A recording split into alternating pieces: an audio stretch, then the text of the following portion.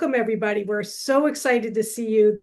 This is our first iteration of BRJA and Friends. And so BRJA is here in the house. I'm a BRJA staff person, as is my colleague Adar.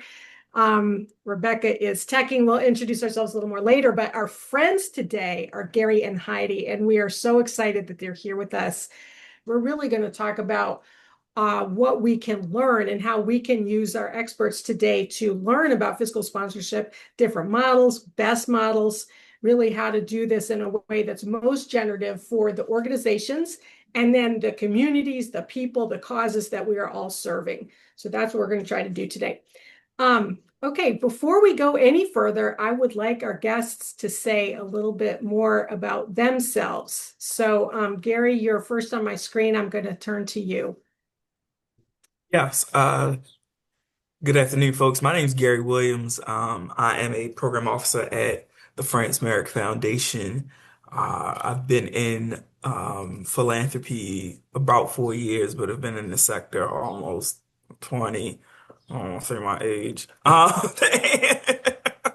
Young. And and have had numerous roles in the nonprofit sector, and have also, I've been a project, with that was fiscally sponsored. I currently in my role work with organizations that are being fiscally sponsored. In my role in philanthropy, we're talking about the field of fiscal sponsorship, the ecosystem of fiscal sponsorship, and all that entails and how that affects, grant making, how that affects the organizations and communities we work with. And so you know, I've been on both sides. The only thing I haven't done is work at a fiscal sponsor, right? Like, Yep, awesome. Thank you, Gary. Heidi, you do work at a fiscal sponsor, so let's hear from you. Hello, and thank you so much for having me. My name is Heidi Arndt, and I identify as a female, Black woman, go by she, her pronouns. Um, and I am working as an executive director at a fiscal sponsor organization called Uplift Alliance. And Uplift is an organization that was developed by UMB in response to some of the work and assessment and analysis that was being done by T. Rowe Price and Annie Casey and OSI, trying to determine, what are some of the things that are considered as pitfalls or challenges that fiscal sponsors kind of fall into, and how can UMB create a model that might be able to avoid some of those pitfalls. So that was the reason why it was developed. I feel very honored to be working with many community organizations in this role.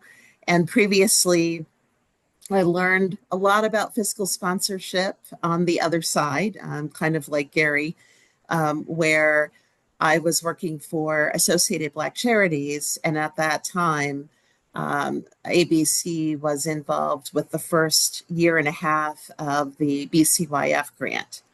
And so got to know several fiscal sponsors in the Baltimore community, along with our 83 grantees at the time, and how they were experiencing fiscal sponsorship in their lives. So kind of took that experience and brought it to Uplift to figure out, how do we best work with community in a way that makes sense. Awesome. Thank you, Heidi. I forgot the staff introductions I promised you, so I'm just going to say I'm Dana. I am a white woman. I work at Baltimore Racial Justice Action as a consultant, coach, assessor, et cetera, all kinds of things. I'm going to pass to Adar to introduce herself, and then also Adar transition into our first question today. Awesome. Hello, everybody. Good afternoon. Hope you all are keeping cool on this, oh my God, so hot day. Fun. I am Adara Ayera with Baltimore Racial Justice Action. I am also a facilitator, educator, trainer, and am so glad to be here with you today. And like many of you, as well as our panelists, Heidi and Gary, we've probably all had some interaction, traveled some road with fiscal sponsorship. And actually, both Heidi, you and Gary, and you all know this, you all have been such a help with BRJA as we have transitioned through our own experience and role. And one of the things that really brought us here has been our conversations with you that has helped us understand a little bit more about fiscal sponsorships, not only in Baltimore, but on a national level. So we are excited to have you all here today, just so that you can share that information and all of us will leave a little bit more informed, not only about the background, but also, Heidi, as you're saying, about the pitfalls, about the advantages and opportunities. So if we can just kind of level set with this, like what are fiscal sponsorships and how did the fiscal sponsorships even become a thing? So, Gary, did you want me to start and then You you'll can go jump right in? ahead. Okay, terrific. So, I'll be honest with you. I feel that every organization that believes that they are a fiscal sponsor has a different definition. But I will tell you on the surface, normally a fiscal sponsor is a not for profit organization, 501(c)(3), that has an agreement or some sort of contract with a community based organization. Usually we call them projects, but it also could be another nonprofit, another 501(c)(3) organization. It could, in some cases, be an LLC that is looking for an organization, a formal corporate entity to use their 501(c)(3) or legal status to gain access to funding. So it could be grant funding, city or state government, federal government funding. But normally the person or the project seeking to contract with or have an agreement with this nonprofit is doing so because they need access to that legal status. And in doing that, they gain access to back office support. So normally, financial support, budgetary review, reporting, financial reporting support. There could be human resources support as well. Definitely access to a set of policies and procedures that help that project or nonprofit to operate in a compliant manner. Mhm. Thank you. Gary, do you have anything you want to add to that? Yeah, I think the other piece is just, you know, um, fiscal sponsorship has been around since 1959. And so it's been around for a while. So it is getting a lot of attention locally now and even a lot more attention nationally, but it's been a tool in the toolkit for the sector for a while. There were civil rights groups that leveraged fiscal sponsorship to move money and provide that kind of cover late 50s through the early 60s. And then, as the field has evolved, it's become a bit more technical. There isn't an official like IRS designation for fiscal sponsors, right? Like it's not like they're a separate 501(c) group, right? And so in some ways, as we'll talk about, right, like there are not a ton of laws that govern how fiscal sponsors incorporate and operate and things like that. And the field is even just now starting to develop what are the best practices for fiscal sponsorship. So despite the fact that it's been around for a while, um, it's been this kind of untested thing. There's like one piece of case law that mentions that fiscal sponsorship is legal, but that's about it, right? Like there isn't a body of, tax law that governs how fiscal sponsors should navigate, right? I mean, other than your traditional, 501(c)(3) law that applies to all nonprofits, there isn't anything that is specifically set aside for, fiscal sponsors. So. So, it's been around then, what, 1959? Help me with my math, y'all. I think that what is that, 66 years? Yep, It's been give or around for take. about, Yep. give or take, 66 years. Different fiscal sponsors will give you or might give you different definitions for their mission and purpose. There is no separate IRS designation after 66 years. So tell me, how many fiscal sponsors are there nationally? Like about? Is So this a huge thing? Is it a huge number, small? And so, according to what is it, Social Impact Commons, which is kind of like an entity that serves as a capacity builder for fiscal sponsors around the country, they estimate around a little over 1,400 fiscal sponsors around the country.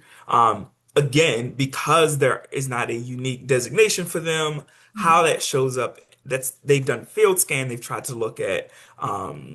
990s to really determine this. So there could be orgs that are fiscally sponsoring one or two groups, or you know, um, so there could be more people who are operating in that designation, right? Because again, there's no requirement to call yourself you could be doing fiscal sponsorship as your main mission and not call yourself that. And it's really, but it's around, as estimated, around 1,400 organizations around the country that are doing fiscal sponsorship. And obviously that changes, pretty regularly. So. And, Then, just to add on to that, mhm. uh, churches can say that they're a fiscal sponsor. So, to Gary's point, there isn't a way to formally um, align that term, fiscal sponsorship, to a particular tax identity. Now, if you look at there is a fiscal sponsor directory, and I think there might be like 380 that are in this directory. But again, that's you putting yourself in the directory as a fiscal sponsor. It's not a scientific, someone going out and gathering a directory of people, of organizations or projects. Mhm. Then, if there's no designated IRS tax status, okay, you all are blowing my mind. This explains so much. If it has been around for 66 or so years, there are more than, what did you say, 1,400 across the country. Then is there any type of body, organization, association, um, in which or to which fiscal sponsors are accountable or that monitor fiscal sponsorships? So I think that is a good question. How do you define, right, these words that you just used? So It if you're just talking came out of about my mouth, right? How do we? accountability and monitoring, I would say, fiscal sponsors have to do all of the traditional things that your regular nonprofit does, right? Like, so they, you know, annual audits, the traditional rules that nonprofits follow, right? But there is not an association that is doing, quality control yet. I think Social Impact Commons is trying to become an entity where they can help support fiscal sponsors in creating kind of like these are the best practices for the field of fiscal sponsorship. But there again, there isn't a separate legal framework for fiscal sponsorship, right? But you also figure out like nonprofit law is not the most robust practice of law. It's also because you can't become a millionaire becoming a nonprofit lawyer, which is probably why. And so, but yeah, like there is not a one. There's not a sense. There's not a yeah. There isn't like a something that sets like for plumbers that sets quality control for plumbers and how you train them and da da da da. There isn't like the same kind of entity that does that for fiscal sponsors. There is an industry association, but to Gary's point, they don't go out and test whether or not you are a capable and effective fiscal sponsor. But you know, they get together as a association in different parts of the country, and they bring everybody together for education and engagement between organizations.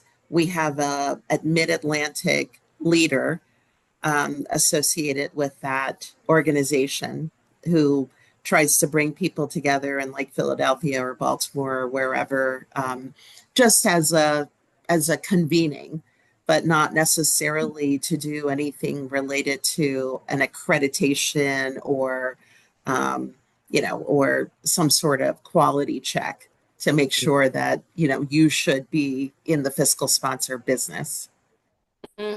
Thank you. And So I see some questions coming in the chat, but before we get to the question, wait. So there's one question. Is it Noemi? Tell me how to pronounce your name, please. Like I don't have an Emmy award, no Emmy. Noemi. Oh, thank you, Noemi. So Noemi is asking in the chat, what is the name of the association? yeah, it's literally called the National Fiscal Sponsor Association. It's right? It's NFSA. No, Linda's saying no. Let me look it up and I will have it. Okay, do you know what it is, Linda? Can you tell us? Isn't it called N The National Network of Fiscal Sponsors. Network? Okay. National Network. Okay, thank you. Thank you. Fiscal sponsors. So I know that with BRJA and with other clients that I've had who look for fiscal sponsors, one thing that we never ask is there a type of fiscal sponsor that we need? And so are there different fiscal sponsorship models of which we should be aware? So there are multiple models. I am primarily focused on Model A, which means that. I'm sorry, one moment. Do we have a Uh-huh. slide of that where we can, just to help us with the visual aid? Let me pull that up. Okay, thank you. And that's Rebecca, our other colleague who is working tech for us today. So Heidi, It's like an alphabet soup, right? You have multiple different models. It all depends on the type of project or organization you are, and also what you're looking for, and the level of comprehensiveness, that you're looking for. But the two models that I'm focused on, and I'll turn it over to Gary, if you want to talk about the others, but Model A is so the project actually becomes a part of the fiscal sponsor during the relationship. So what that means is that the project is not necessarily its own formal entity. So you may not have incorporated, you may not have a 501c3, you might, but you become a part of the fiscal sponsor organization if you have employees, for instance. So an employee of the project is actually an employee of the fiscal sponsor, and you're carrying out the work of your project, but it's under, let's say, Uplift Alliance. So it would potentially be, BRJA under Uplift Alliance as the project that's working within the legal structure of that fiscal sponsor. And there's that is that project's legal home. So as the project, you're using the fiscal sponsor's legal entity to go after grants. So for instance, when that particular project, let's say, wants a T. Rowe Price grant, and they're filling out their application, they're filling it out as Uplift Alliance or whatever that fiscal sponsor name is, because you're using the federal ID, you're using the SAMS ID number, you're using the address of the fiscal sponsor within your grant to bring, money in. And all of the back office infrastructure is covered and that sort of thing. Now, under a Model C, it's it's a organization that normally has its own corporate structure, has potentially been approved for a grant, and maybe that funder says, oh, you've only been in business for a year, and we require a 501c3 or a nonprofit organization to be in business for 3 years because we want to see your 990, or we want to see your IRS documentation that you've provided. We also need you to have experience managing a certain amount of money, maybe. So that particular organization will seek a fiscal sponsor to help out with that particular grant that they're getting. And in that case, they continue to be their own entity. However, they're doing business for that particular grant under that fiscal sponsor.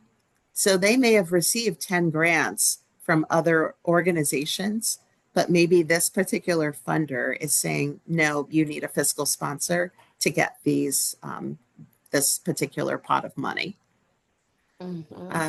Gary, I don't know if you wanted to add to that. No, I'm gonna leave it there. Yeah, I think just one piece just to add, in some ways people may have hybridized a little versions of these, so just to be aware of that. Thank you. And Rebecca, can you pull the slide down, please? And I want to just ask a question of participants. Do you see yourselves in terms of the relationship that you all have had with a fiscal sponsor? Have you all had a Model A type of relationship or a Model C type of relationship? And please put that in the chat. Okay. Oh, one Model C. Okay. Okay. Two Model Cs. Okay. We have a Model A. Okay. Model A and Model C. All right.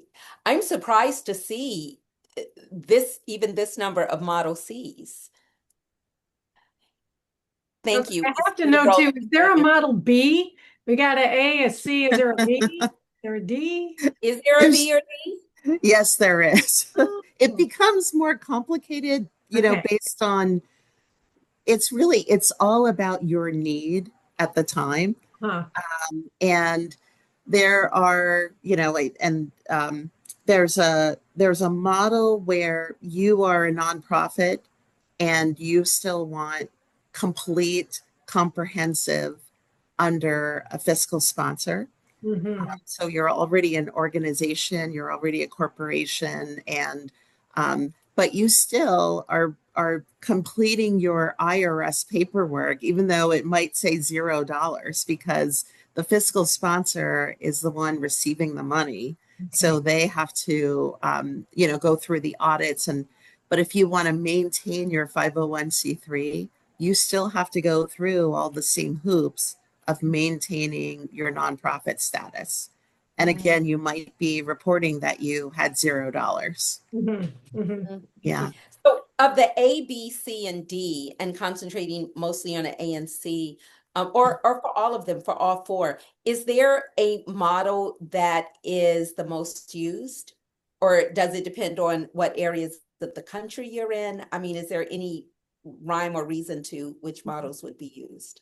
Yeah, Model A is probably the most prevalent because it's a project that hasn't become its own corporation. They're using the full back office. they're Mm. using the legal status of the fiscal sponsor to kind of dwell in the world, if that makes any sense. Hmm. Do you concur with that, Gary? Yeah, yeah, Mm. yeah. Then And then every can now and then you'll see the other model used, especially like sometimes people will do it for public grants because they don't have the infrastructure. So like they may have a bigger entity move that through, or there might even be other reasons to do that. So, but yeah, where you're actually using the other that other entities, that larger entity's actual legal status and kind of sh sheltering in that, operating under that auspices is the most commonly used model.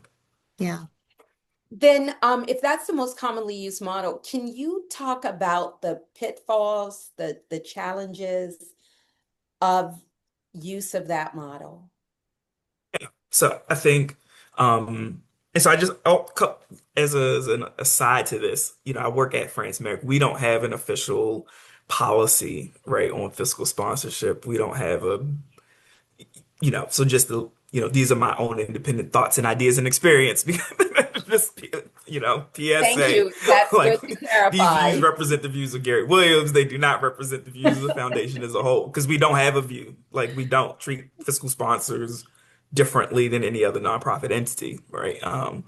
Do And most so foundations or do some foundations treat it differently? Do a lot of foundations? some have rules around it. Some of my peers do, we don't. And so in some ways we come to this conversation in a way very like agnostic about how we feel about fiscal sponsorship, right? And that could be positive or not positive, right? In some ways. Or maybe we should have a view, right? Like, but I just wanted to let folks know before they say Gary Williams said France Merrick, da da da da. But no, I think the We will not pitfalls, go there's several. spreading rumors. We will not go spreading Rumors. rumors, Gary. Right. There's several pitfalls to this model, right? I think one, right, is the communication between for this model to work, the communication between the project and the fiscal sponsor needs to be very clear. It needs to be very consistent. So, for example, one of the issues that often comes up for fiscal sponsors, right, is like if you have a project that has, staff, right? Te legally, the fiscal sponsor is responsible for that staff, right? Like if the IRS or the law comes in, it's like all the liability for that. Technically, that staff person works for the fiscal sponsor, not the sponseed group, right? On paper, even if, you know, someone, Adar is supervising the staff in the day-to-day basis and da da da da da and all of that kind of thing, right? And so, what often can happen is sometimes people have let go of staff and not alerted their fiscal sponsor, right? Which causes a whole slew of headaches because if that fiscal sponsor continues to paying that person thinking that they're employed and they're currently not, and then there's also discussions who gets to say the person is employed. And so I think sometimes these boundaries, these issues can pop up because there's a lack of clarity, right? Like there's what's legal and then what's happening day to day on the ground with these projects who can be very complex because it's different if there's just a group of community artists who like, hey, I need to take this $10,000 grant so I can do some work versus an entity that has a project that has 4, 5, 10, 12. I worked for a project that was fiscally sponsored that had, before it finally spun out on its own, had 25 staff people, right? And it was still being fiscally sponsored. And that requires a level of communication that is completely different. And so the complexity of the projects means you must have complete and clear communication. The other piece too is around money, right? Like it is very difficult when groups are getting reimbursable grants, and sometimes that means you have to front the money. Does the fiscal sponsor have the cash to do so? How do you navigate that agreement? Like, yes, the agreement may say on one end, you know, project must have money on hand before they can, pull from the bank account, but you know, um, not all grantors operate in a way that allows that to happen and be effective. And so those are the common pitfalls. Is then if the project doesn't pay its bills on time, there's legal issues for the fiscal sponsor. If the fiscal sponsor closed, the sponsee has to find a new home. And so in some ways, these groups become very intertwined, right? And legally, they are very intertwined. And so there's a lot of liability, a lot of potential for hiccups to come into that relationship. So I I see a think, question from oh, Anthony. Oh, I'm sorry, Heidi. Just a mhm, question from Anthony J, because I think it has to do with Gary's comment. yep. Is it common or uncommon to have an operational agreement between the project and fiscal sponsorship for matters like this? Anthony, can you clarify the matters like this? From things like okay, we've decided to fire or lay off an employee, and that breakdown in communication, did the project have the authority to do that, or when was the check-ins with that process? Through my experience with fiscal sponsorships, it was a little bit different in the beginning of one relationship towards the end, and it felt Yeah. like they were a little bit at capacity and was like, these are the rules for everyone, versus how we started was we have a conversation about this. And so when it came to matters of should we have an agreement about this particular thing, yeah. So I will say a best practice is that there should be an agreement around this. And I'm sure, Uplift Alliance has that in existence. And I can say as a person who had been in a project before, right? Like there wasn't that, right? In some ways. Um, and I think that there needs to be what's written on paper is sometimes not followed because sometimes, to be transparent, nonprofit leaders are like, yeah, like this is my project. So I get to fire people. I get to hire people. I don't have to, I consult you just as the person who does the paperwork at Uplift Alliance, for example, right? Like instead of saying like, actually, you know, I should probably talk to my fiscal sponsor to talk about issues of cash flow to make sure that I can like have this employee, maybe it's not Heidi's role to be like this person is great for the role, but it's like, hey, do you have are you making enough consistent cash flow so that if you add this person on payroll, like you can pay them on time, right? Because the one thing people need is their paychecks on time, especially in this economy. And so, like those are the kinds of conversations that should be had, hey, like, or you're letting someone go, or even before you let someone go, I'm putting this person on a performance improvement plan, and I need to let you know that this is a staffing situation. Because if, heaven forbid, it goes all the way left, right? Like, Uplift Alliance or whoever your fiscal sponsor is legally liable, right? And so they have to protect their own interest.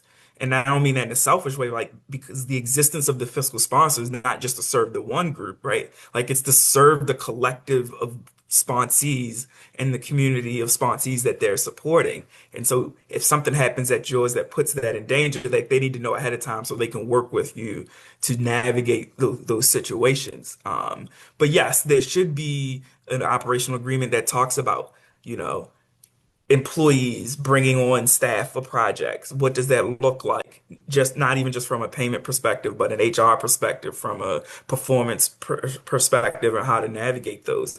Communications around like insurance and liability, things around like, you know, how often do you know the money that's in the account, right? Like how financial reporting works. Is that a weekly thing? Is that a monthly thing? Is that a quarterly thing? What are the natures of those reports? How often should you do that? How often do you need to turn in your receipts so that they can accurately report to you the finances and all of that, right? Like all of that should be in a manual, in your agreement, right? And pre-agreement, you all should talk about those things to make sure like your expectations align with their expectations because the goal of the project is to pick the fiscal sponsor that works best for what you are trying to execute. And the goal for the fiscal sponsor is, does this, this project, right? Does it fit in our ecosystem, in our universe? And are we they best able to support that group? Do the services we provide, you know, best provide you the back office support so you can go out and do the things you do, right? Which is working in community, serving people, right? Accomplishing and moving your mission forward. Thank you. And Heidi, I want you to jump in here, but so there won't be any rumors started. I just want to clarify that Gary was using Adar supervising Dana and Rebecca as a hypothetical. In Right, reality, we work as a collaborative, so we're all right, to each other. right. Don't want any rumors started. Okay.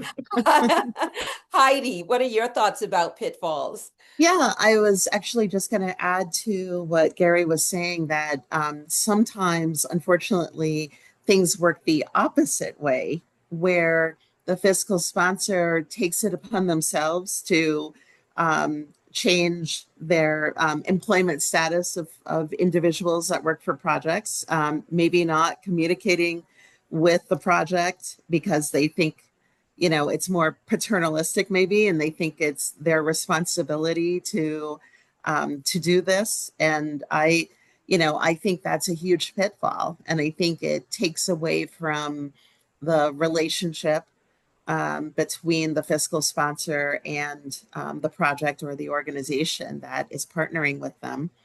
I think, also one other thing that Gary mentioned was the documentation. And yeah, I agree that right up front, there should be some standard provisions in the agreement that talk about some of these things. And then after that, and this may sound really crazy, I do encourage and want my partners to create an employee manual that has some of these rules in it that's specific to their project. And I know that sounds nuts, but the other part of this is that I'm not looking to grow as a fiscal sponsor to a level where I don't have that kind of relationship with projects. So I know what my capacity is. I don't have a million arms, and I'm not going to be able to, work with a lot of partners. I have to keep the partnership pool small, so that I do have that kind of relationship, and people who are doing great work in the community can also structure and create the rules that are good for their organization and the work that they're doing, because not everybody operates the same way. So, yeah. But the whole not everybody operates in the same way. And I know that in prior discussions with both of you, we've talked about the difference between fiscal sponsors that have like 100 or more sponsees, and fiscal sponsors that have a smaller number, Heidi, as you've just shared, that you're committed to keeping it small. Can you all talk about the the challenges of having a larger number of sponsees, and particularly, Heidi, in light of wanting to craft a fiscal sponsorship experience where differing sponsees can have something that is tailored to them, while still there being enough of a framework in which everybody falls. And it seems like if you have a smaller number, you're more able to do that and really keep a handle on it than if you have a larger number where it is a, one size fits all. Are there challenges or things to be aware of in both of those ways of operating? Absolutely, of course. And, I think I'm going to go back to one of Gary's pitfalls, which had to do with money, which, like front and center.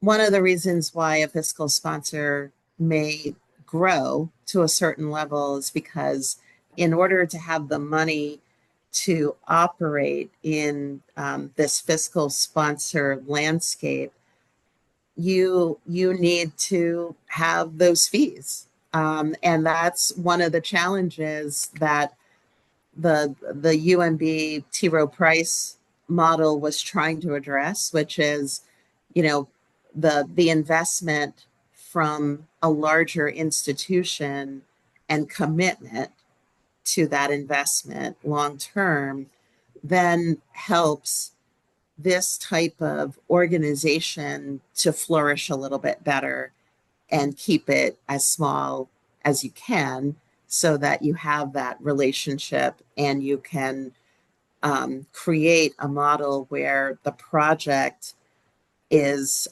operating more independently, more flexibly, to accommodate for the mission. So in order to do that, it's almost like a chicken egg. You can't walk into it believing that if your model is only fiscal sponsorship, that you can survive from the fiscal sponsor fee. There has to be a commitment from whether it's the funding, the philanthropic component, to invest in fiscal sponsorship, or you have to have a different model that allows for the organization to have the financial resources to do well in order to provide that flexibility to their partners. So I think there's that challenge or the balancing act that, those of us are kind of doing in that fiscal sponsor world. Money is key to some of that. And without the funders buying into the need for fiscal sponsorship, it's hard for the industry to move forward in the way that allows, for partners to have the autonomy and independence that's needed. Mhm. So I think we have a balancing act to make here. And, Gary mentioned there are funders that don't believe in fiscal sponsorship. They will not allow for any of the dollars to go towards that 10% or whatever your fee is. Um, and that should be okay, so, but it means that the fiscal sponsor organization has to survive using other resources.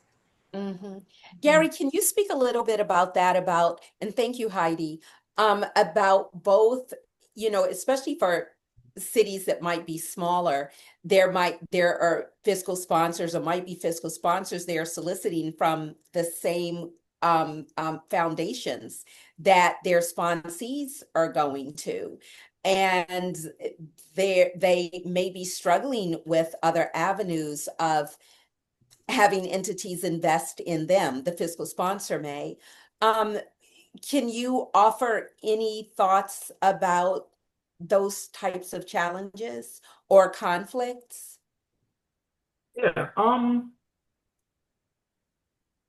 I think, but I can speak for France Merrick, right? Like we have had fiscal sponsors apply for for money from us. We're a project-based funder, so we don't do a lot of general operating dollars. We you know one-time project at definitive beginner and so there have been fiscal sponsors that have come to us to do those projects, and we have supported those projects. And sometimes in the same year that their projects are coming to us for money also. Like um, I'm in the middle of doing a scan of like a look back at our grantees to figure out what percentage of projects over the last 5 years have been fiscally sponsored projects, right? And we've done big projects for groups that are being fiscally sponsored. So like, people tend to think that it's small groups that need fiscal sponsorship. Like I said, I worked at an organization that had 20 employees and was being fiscally sponsored like that, which was way too many, right? Like way too many employees, way too complicated.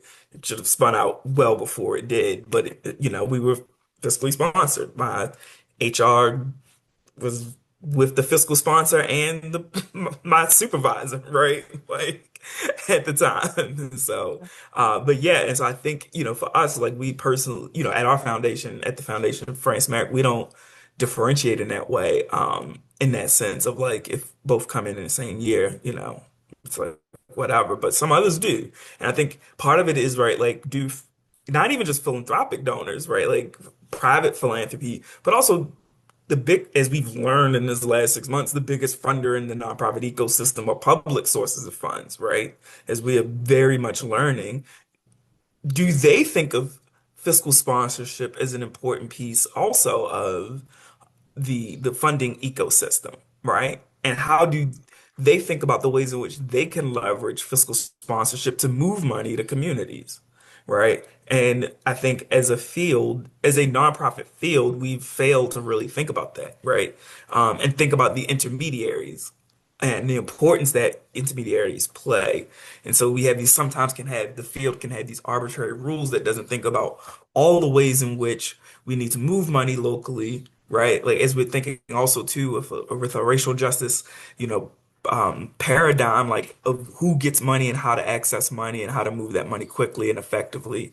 Um, and when we set those limits, the fact that then black leaders don't get access to the same money because they don't have often they're not capitalized at the kind of way to then build the infrastructure to have their own 501(c)(3). So they're off then probably, again, there's not as much research, but I'm willing to assume they're black leaders are overly represented as fiscally sponsored projects, right? And then what's the impact of that, right?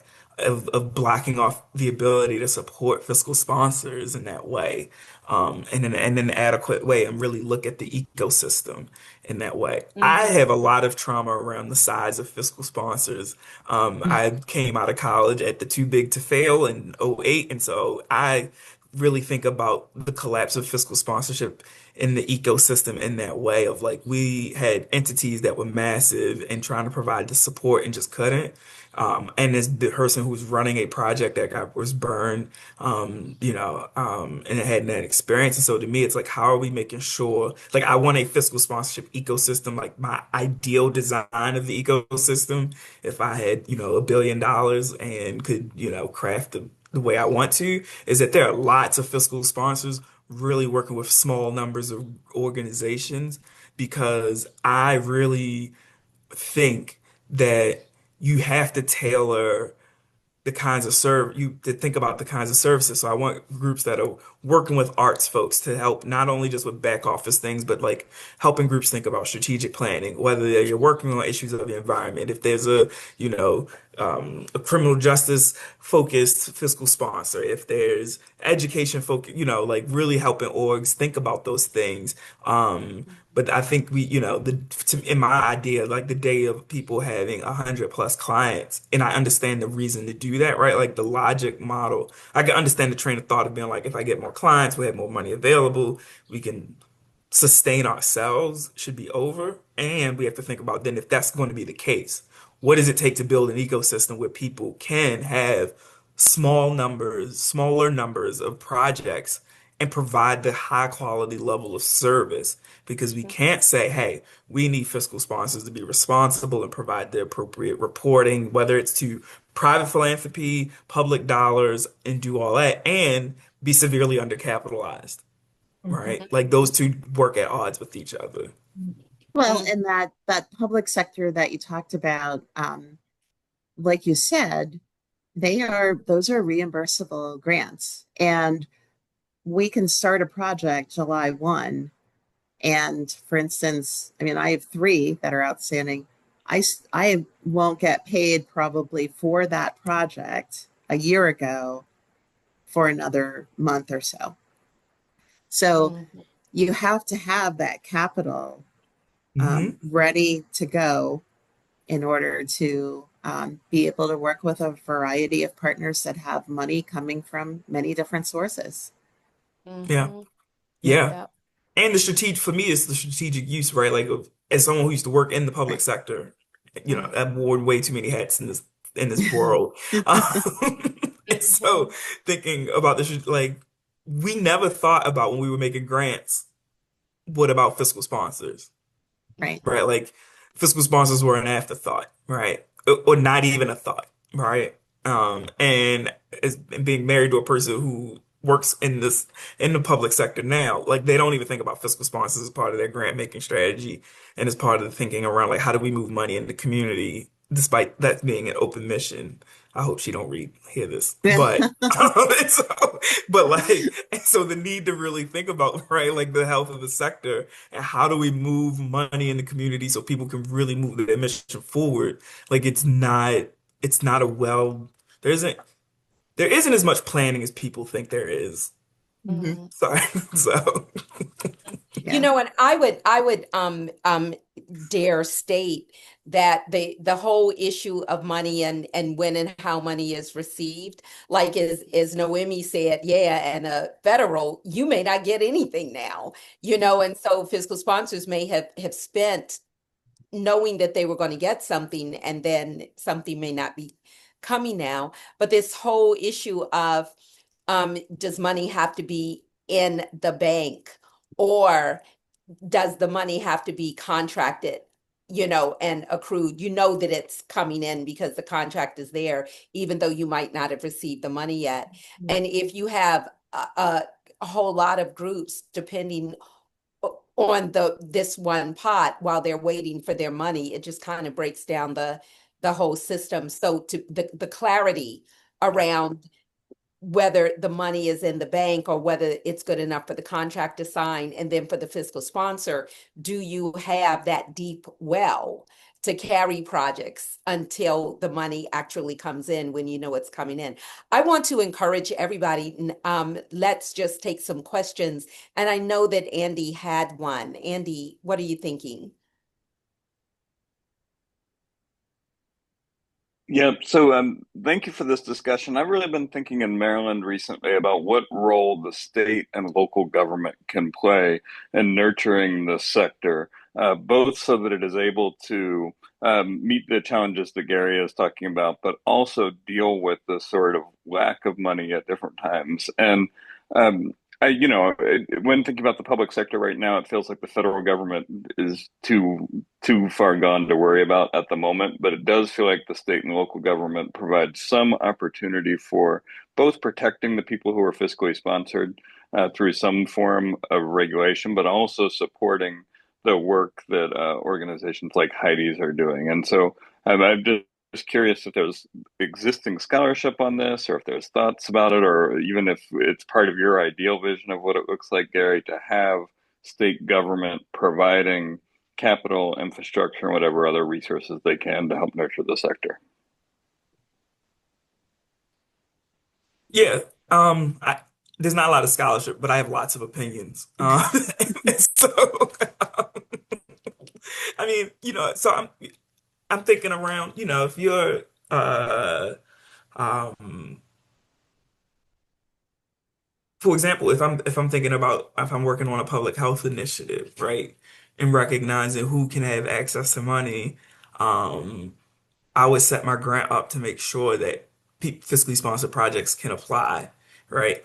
As I'm thinking about what that strategy looks like, I'm bringing fiscal sponsors around the table to even think around to them and talk to them like, who do you know in the community, and what ways can we support your ecosystem? Can fiscal sponsors, like we're talking like the legal stuff, but even can fiscal sponsors serve as hubs for strategies people are developing, right? Like they don't have to be the experts, but they can be the conveners, right? And all the ways in which we can do that. And then how do we give people the resources to do that kind of work, right? And then thinking too, like as we're scaling, if you're trying new initiatives, how to have those work through, could those work through fiscal sponsors? The other piece is like public sector just needs to pay people on time. Like if the single biggest thing the public sector, whether it's city government, state government, federal government can do is to pay people in a timely manner, right? Like Heidi can probably talk about this until if she could guarantee that she could get money in 90 days from public sector, like that would be a miracle, right? Like it would probably alleviate a good chunk of the stress that she experiences, and I'm pretty sure I can speak for other fiscal sponsors, like they could experience, right? Like getting money in a timely manner, is And just that you don't have to go through like 3 or 4 different systems to figure it right, out. right. The ease of getting the money is the biggest thing that if public sector doesn't do anything else but pay its bills on time, we would be fiscal sponsors could be in a lot better place. Thank you, Andy. And thank you, Gary and Heidi. Other questions from people? I had Oh, a wait. Yeah, go ahead, Anthony. I have kind of like I'm gonna ask one question and then give room for somebody else because I already asked. This will be my second question, but both of mine are around kind of departing and exiting. And Gary, you had said something about 20 employees, like that's too much for a fiscal sponsor. And so I've heard different types of approaches to when it's time to exit the fiscal sponsor relationship as the project. I've heard, after 5 years, you had your training wheels, you're supposed to be like your own organization, or that's where your mindset should be. I've heard when you reach a certain size of employees or amount of projects, kind of like, is there a rule of thumb or best practice to know when it is that a project should then go on to become a whatever 501c3 LLC, whatever their thing is my first question. So, first, I would say that it's really up to the project. But when people are approaching me and we're having our initial conversation, that's one of my first questions. So, are you planning to become a 501c3? When would you like to become? Because that is front and center, one of the benefits that Uplift offers is legal assistance with becoming a 501c3. And the reason why I started with where I started, there are some individuals who really just want to focus on the work, and they absolutely have never planned to become a 501c3. And I respect that. But then there are other projects or organizations or individuals who never thought about it. And when they're given the opportunity to do so, it's something they want to do. They want to become more independent. They want, and I know funders who have talked to me about where they're putting their money. A lot of funders really want to fund and resource a project or an individual who wants to be independent. They really want their money going towards a new entity or an individual who truly wants to have a structure and want to, they're fine with people, purchasing kind of back office assistance or, for a longer period of time until they're ready. But they're looking for organizations to become organizations, and to become independent. So it depends on the project and the individual from my perspective, but the resource is there to do it. Mhm. This, and I know Natalie wants to jump in too. Just one comment, I think.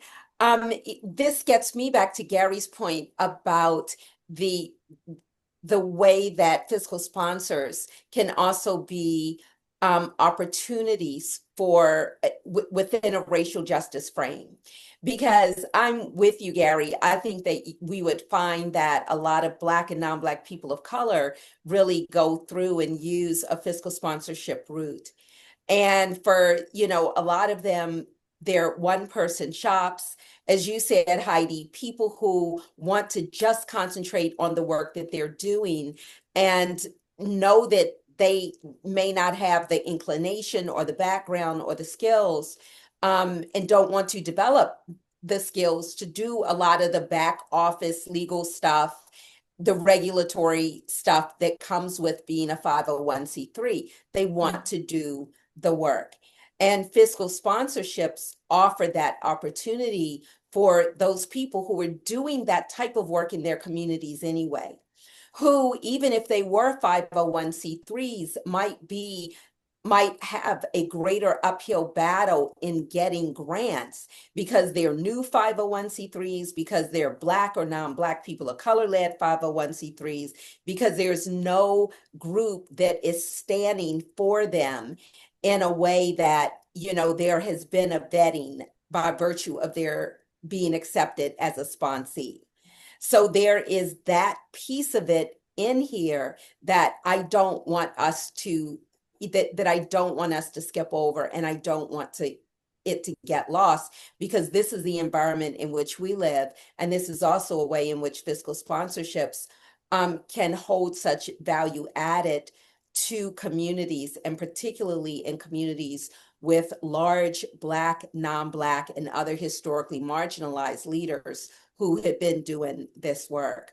So just that on a table, and then Nellie, and then I also see Lauren's hand. Thank you, Adar.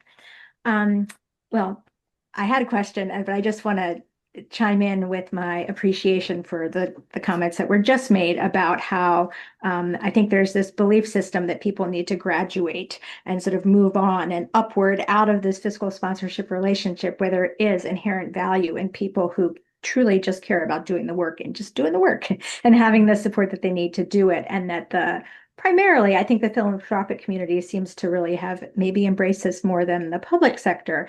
And having come from the public sector arena and being an intermediary in my last job for state and federal grants, I'm wondering, and this is somewhat related to what Andy asked also, about just the appetite or willingness of the public sector to embrace a little bit more risk in investing in smaller grassroots organizations, and just organizations trying to do something new and innovative, because there is such an avoidance of risk that I think funding agencies maybe that want to embrace the fiscal sponsorship model or want to fund organizations then find themselves really hampered by if people don't have a certain capacity or a certain structure, then they're just not, even within these things, they're not going to necessarily get funded. And that we know that venture capitalists and other people are investing in things that fail all the time, and that's Yeah. deemed as part of the process. And yet in this Yeah. world, there's not that same philosophy. So I'm wondering if people can talk about that. So, yeah, I think a couple things. One, right, like it's hard for the public sector to take risk because they're using taxpayer dollars. And the last thing you want to do is end up on the cover of the banner because you move some money in a way that puts you on the news, right?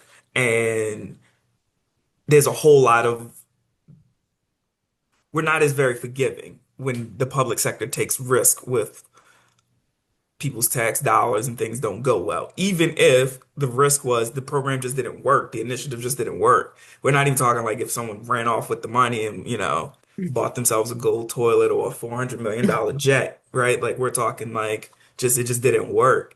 And so that's the hard part with public dollars is like the risk taking is very minimal. And I can appreciate that in some ways.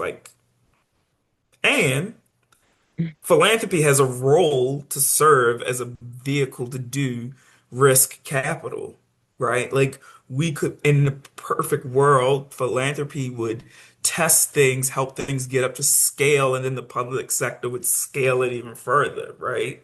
Like that would be the ideal kind of situation where it's like we can just give out money and try all kinds of ways to help the ecosystem and see what works, and then what works gets scaled, right?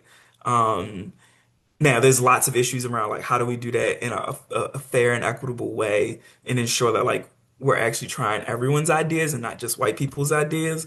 And so like that is part of it. But philanthropy really could be and should be the kind of um the kind of test bed of ideas and allowing and really, I don't want to say experimenting because that has negative connotation, but really like we're going to try to be innovative and solve problems, right?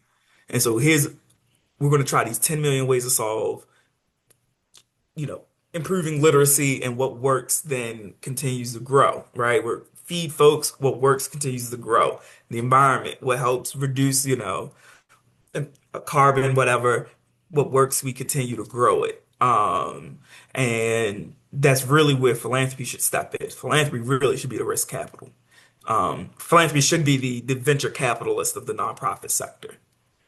Because you can't say we don't sustain organizations and not be the provider of risk capital. Like those two things don't match. And you often hear both from philanthropy. Mm. So this seems like a good time to, or an organic time to put in a plug for another BRJA and Friends that we're going to be doing, that is going to be specifically on like next gen philanthropy, what that might look like. And Gary, what you just said about philanthropy being the venture capitalist of the profit sector, I'm just letting you know that I have written this down because this will be something that comes up in that discussion. I love this. And thank you, Nellie, for the question. Lauren. Thank you so much, and thank you for this event. This is more, I guess, a comment from the fiscal sponsee perspective. Um, so, like BRJA, my program, the Intercultural Counseling Connection, is a migrant from Fusion. We were with them for over 10 years.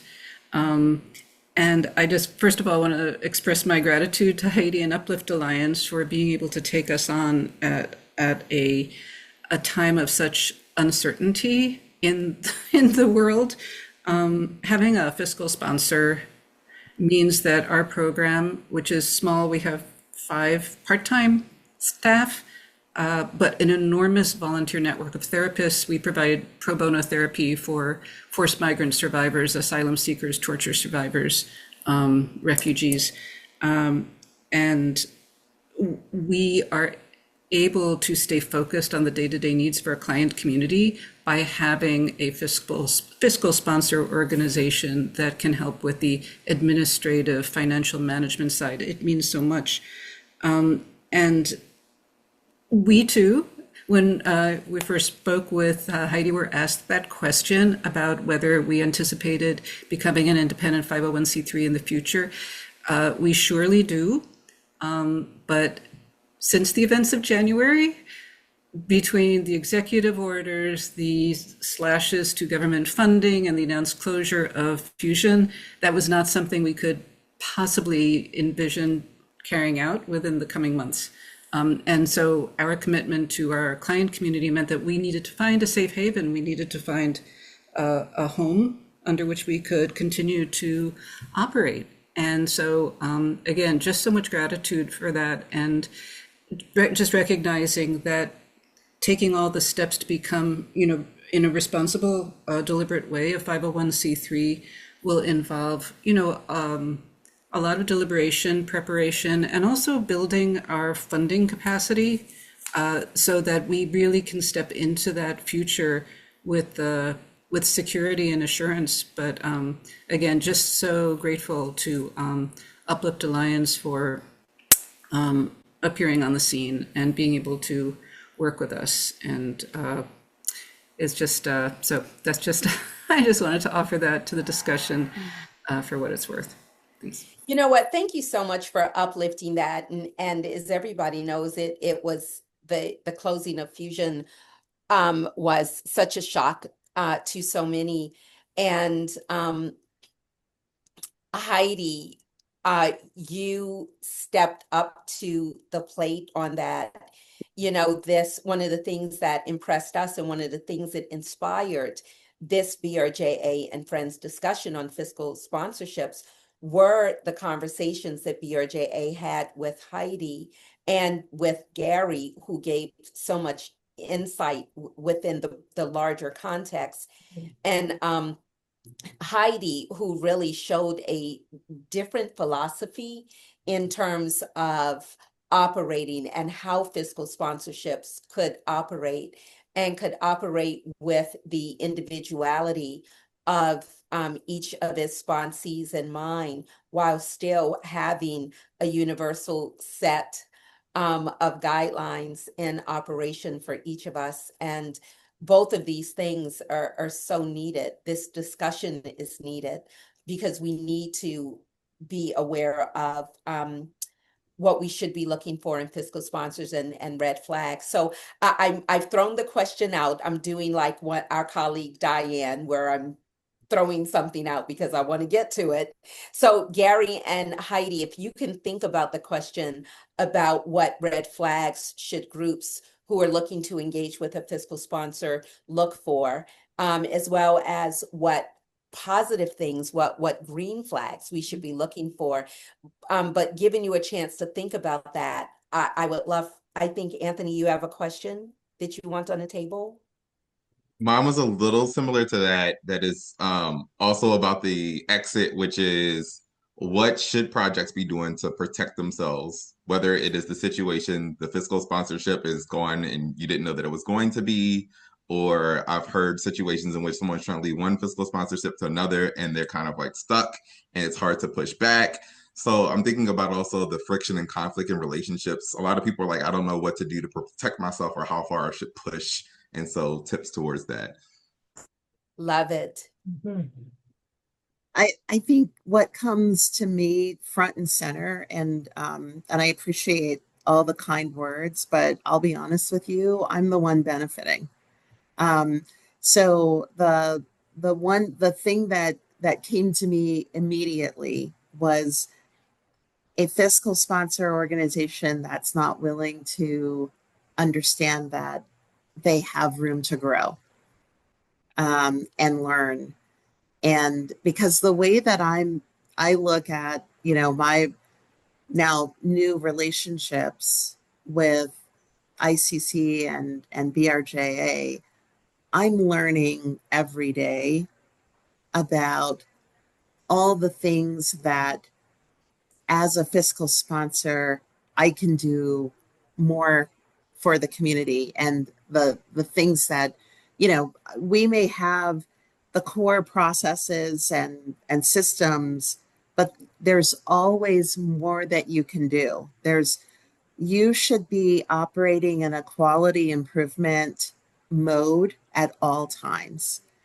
I should be collecting information from Lauren, Adar, Dana, and Rebecca on a daily basis to know how I can continue to improve and evolve. And if you're having a conversation with a fiscal sponsor that sounds like they might be inflexible or shut off from new ideas or not open to evolving themselves, then to me, that's a red flag. That's kind of, front and center, the one thing I was thinking about. And of course, on the positive side, if you have found an organization where your mission truly fits, I think Gary talked about fiscal sponsors that might be focused on certain things like, the Fund for Educational Excellence. They are clearly able to sit down with a project or an organization that has that's leaning in that direction and needs strategic planning and other things because they've been doing that for a long time. They have the expertise. Again, if it if the organization it fits with your mission, is driving in the same direction that you want to go, is flexible and willing to have conversations about improvement, that's where you want to be. You want to be someplace where you feel comfortable and feel like there's open dialogue, open conversations. That's not only a word, that's a whole book right there. Um, Right. Gary, what are your thoughts? Yeah, I think you want a fiscal sponsor also that's very transparent about the contours of the relationship up front, right? So like thinking about, you don't want to wait until you get into the relationship till you sign the contract and the money's flowing to be like, well, what? We didn't really talk about human resource issues and we didn't really talk about payment schedules and da da da da da da da. And, no, like you want to be very clear, like someone who can present those things to you very upfront, you know. Um, and I also think too, really being clear about what your needs are. And so like if you are a small project, like I ran a small project that was not looking to become a nonprofit, right? Like we just needed some place to like store some money and pull our money out, right? And like, can they respect that that's what you want? Or if you're like, hey, like we're on a 5-year plan to become an independent 501(c)(3. Um, and then they're like, all right, well then look, we as a fiscal sponsor need to have a plan then to help you get to that point, right? And how we help you build the capacity and teach you how to build the capacity to navigate all these back office things, right? It's so that you can accomplish that goal in 5 years, right? And not that they're pushing you to do it, but if you come in the door and say like, I want to do that, and they're like, all right, well, and here's an infrastructure we have to teach you, to coach you on how to do that. those are the green flags you really want to look for. Um, a place that has regular communication with you. So not just like, all right, here's the nuts and bolts of the account, but like, how's your project doing? How's the growth? Are you da da da da? Like, are you having those consistent, regular communications? To me, would be very important. Because there's the legal pieces of fiscal sponsorship, and that can be done well, but it's the other things, right? The relationship building, the coaching, of like how to do this work. Maybe not your subject matter, but like the coaching on like how to navigate these core foundational functions that, to be honest, as nonprofit leaders, we will often forget, right? We'll say like, that's whatever, right? It's not important until the money doesn't come out on time, right? Mm. It's, I just want to do the work, which is great. And you need this kind of back office infrastructure to do the work, right? Like I can want a house, but if I don't pour my house a foundation, like we're going to be in deep trouble, you know? Mhm. And that's the thing is these back office things are the foundation that allows you to go and best execute and do the work for your community, for our city. And so, you want a fiscal sponsor that's going to really help coach you around how to build that infrastructure, and everything. And so those are the green flags you should look for.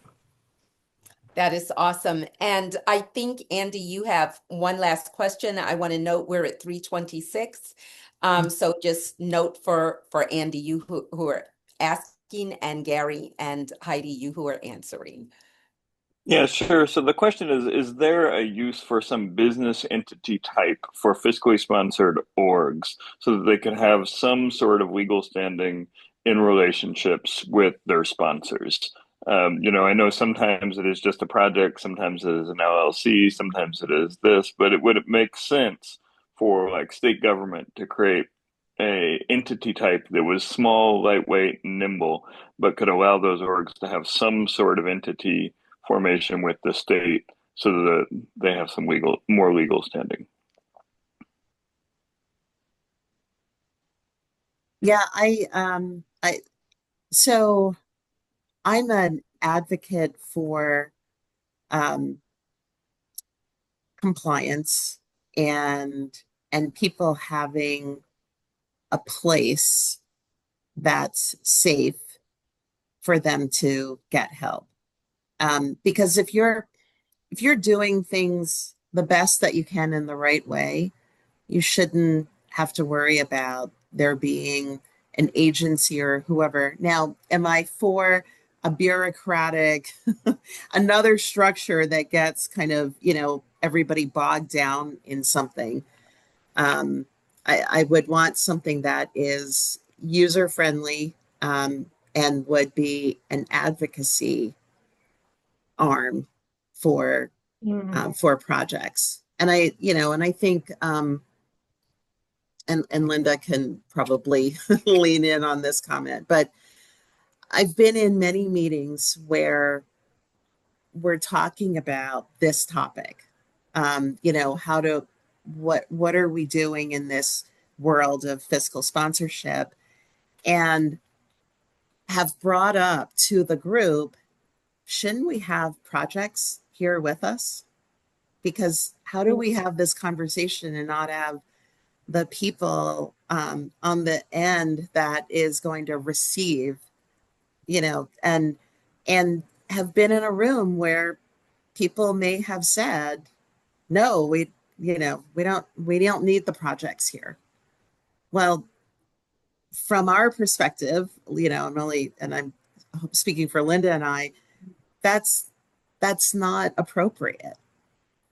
We can't have this conversation and not have the individuals who are the ones, from my perspective, purchasing this service. We are, um, we we work for the projects. As a fiscal sponsor, we work for the projects. We want to be in partnership, but we work for the projects. And so I think there should be some sort of ombudsman or advocacy arm that's there for the project to go to say, I've been trying to work with my fiscal sponsor, but they're not communicating. They're not providing me with transparency. I don't agree with the reporting. Whatever it is, there should be a place that's neutral to, for the projects to go to. And Gary, do you want to offer final thoughts? Yeah, I think, I mean, I have ideas around, I agree with Heidi in the sense that I think there should be some more compliance and oversight, right? Like maybe there should be a separate IRS designation for fiscal sponsors. I don't know. Maybe that's too strict. I am open to lots of structures and ideas, right, around this. But I think the other thing is we need to really, as a nonprofit sector, care about our intermediaries, right? Our orgs whose mission is about the health of the sector, right? And fiscal sponsors play a key role in that because our nonprofit sector locally is too big and too complicated to not have a healthy intermediary ecosystem, right? The orgs who support the orgs, right? And that's what fiscal sponsors are, right? Like they're like to use a sports analogy, they're the point guards, right? Like they distribute, they facilitate the flow of stuff for our nonprofits. And so I think as we think through this, what does it take then to have healthy intermediaries who are supporting leaders and supporting organizations?